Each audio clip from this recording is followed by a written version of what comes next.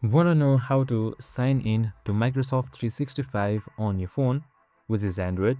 Well, no worries. In this video, I'm going to show you an easy step-by-step guide on how you can do it. It's super simple and under a minute, so let's get right into it.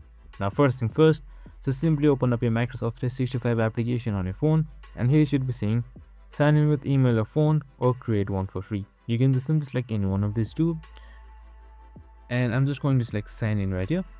Now I can just simply select next, select accept and send or don't send optional data, select done. You can just simply enable or disable notifications.